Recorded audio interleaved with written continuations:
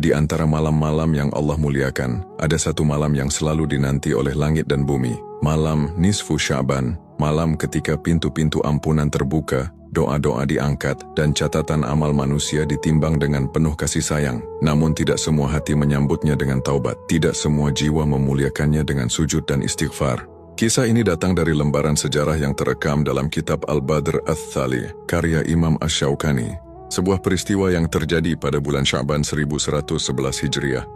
Di sebuah daerah bernama Shibam, wilayah Hadramaut. Di sana hiduplah seorang pemuda. Ia dikenal pemberani, namun sayangnya keberaniannya sering digunakan untuk menuruti hawa nafsu. Ia terjerat cinta terlarang kepada seorang perempuan. Bukan cinta yang suci, melainkan hubungan yang dibalut maksiat dan ancaman. Perempuan itu tak mampu menolak, bukan karena ridha, melainkan karena takut akan sikap keras sang pemuda. Hingga suatu hari, pemuda itu membuat kesepakatan. Mereka akan bertemu dan bermesraan di rumahnya sendiri. Saat itu, musim panen tengah berlangsung, dan malam terasa sunyi.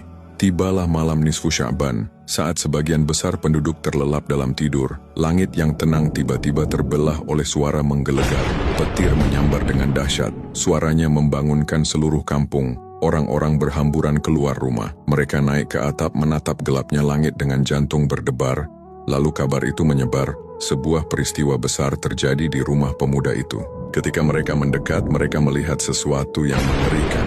Sebuah meteor besar jatuh dan menimpa rumah tersebut. Dinding-dindingnya runtuh, atapnya hancur, dan tanah di sekitarnya hangus. Masyarakat panik. Mereka tahu pemuda itu berada di rumah itu semalam. Mereka mencari di antara puing-puing, memanggil namanya, berharap masih ada kehidupan.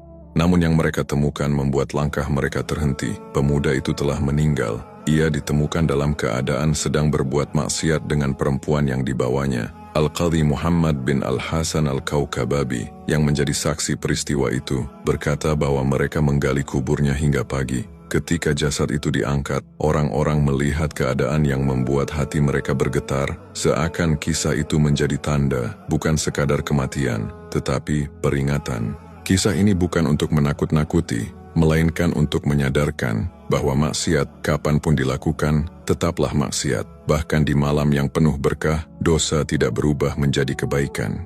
Maka ketika malam Nisfu Sya'ban kembali menyapa kita, jangan biarkan ia berlalu tanpa sujud, tanpa istighfar, tanpa doa yang lahir dari hati yang menyesal. Karena bisa jadi, itulah malam ketika Allah membuka pintu ampunannya seluas-luasnya bagi hamba yang benar-benar ingin kembali.